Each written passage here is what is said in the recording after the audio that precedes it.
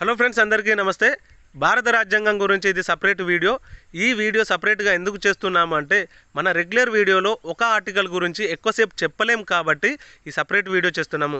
So separate video చేస్తున్నామంటే దయచేసి అర్థం చేసుకోండి, ఇది ఇంపార్టెంట్ వీడియో. వీడియోని అయితే పూర్తిగా చూడండి, ఛానల్ని అయితే సబ్స్క్రైబ్ చేసుకోండి. సో ఈ వీడియోలో మనం డీలిమిటేషన్ గురించి చెప్పుకుంటాం. మరి డీలిమిటేషన్ అంటే ఏమిటి అనేది ముందు తెలుసుకోవాలంటే, ఈ డీలిమిటేషన్ గురించి భారత రాజ్యాంగంలోని 82వ ఆర్టికల్ చెప్తుంది. మరి డీలిమిటేషన్ అంటే ఏమిటంటే, ఎంపీ స్థానాలలో సంఖ్యలో మార్పులు చేర్పులు కానీ ఎమ్మెల్యేల సంఖ్యలో మార్పులు చేర్పులు చేయడాన్ని డీలిమిటేషన్ అంటారు. అంటే ఎగ్జాంపుల్, ఇప్పుడు మనకు తెలంగాణలో 119 మంది ఎమ్మెల్యేలు ఉన్నారు. వీటిని పెంచాలనా వద్దా అనేది డీలిమిటేషను చెప్తుంది అన్నట్టు. మరి దీన్ని ఏ రకంగా నిర్ణయిస్తారు అన్నప్పుడు, జనాభా ప్రాతిపదికన ఈ సంఖ్యను నిర్ణయిస్తారు. అందుకే ఉత్తరప్రదేశ్లో అత్యధిక ఎంపీ స్థానాలు ఉంటాయి, అత్యధిక ఎమ్మెల్యే స్థానాలు ఉంటాయి. మన దగ్గర 119 స్థానాలు ఉన్నాయి కదా. మరి ఆ ఉత్తరప్రదేశ్లో జనాభా ఎక్కువ కాబట్టి అక్కడ ఎమ్మెల్యేలు కానీ ఎంపీలు కానీ ఎక్కువగా ఉంటాయి. మరి జనాభాను ఏ రకంగా చూసిల్లంటే, 1971వ జనాభా లెక్కల ప్రకారం ఈ యొక్క సంఖ్య అనేది ఇప్పుడు ప్రస్తుతం ఉన్నటువంటి సంఖ్య ఉన్నది. మరి 1971 ఏమో ఎప్పుడో జరిగిపోయింది, ఇప్పుడు 2025 నడుస్తుంది.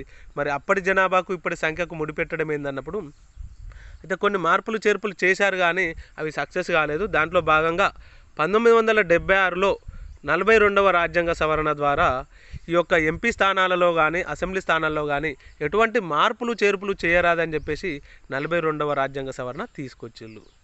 మళ్ళీ 25 సంవత్సరాల తర్వాత ఈ డీలిమిటేషన్ చేయాలి అనుకున్నప్పుడు 2001లో వాజ్పేయి ప్రభుత్వం ఏం చేసిందంటే, మరొక 25 సంవత్సరాలు పొడిగిస్తూ 84వ రాజ్యాంగ సవరణ తీసుకొచ్చింది. అంటే దాదాపు ఇప్పుడు 2026లో దీన్ని చేయాల్సి ఉంది. మరి చేస్తారా లేదా అనేది ప్రభుత్వ నిర్ణయం మీద ఆధారపడి ఉంటుంది.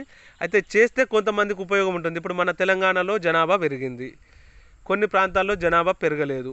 సో పెరిగిన దగ్గర ఏమవుతుందంటే ఎంపీ స్థానాలు పెరుగుతాయి, ఎమ్మెల్యే స్థానాలు పెరుగుతాయి. జనాభా పెరగని దగ్గర ఏంటంటే అట్లనే ఉంటాయి, ఇంకా తగ్గుతాయి. సో కొంతమందికి లాభం ఉంటుంది, కొంతమందికి నష్టం ఉంటుంది. అయినప్పటికీ సమాజంలో మార్పును మనం స్వాగతించాలి కాబట్టి డీలిమిటేషన్ ఉండాలనే కోరుకుందాము. ఈ వీడియో సపరేట్ వీడియో చేయడం జరిగింది కొంచెం ఎక్స్ప్లెయిన్ చేయడానికి. అందరికీ మన ఛానల్ని అయితే సబ్స్క్రైబ్ చేసుకోండి. Thank you.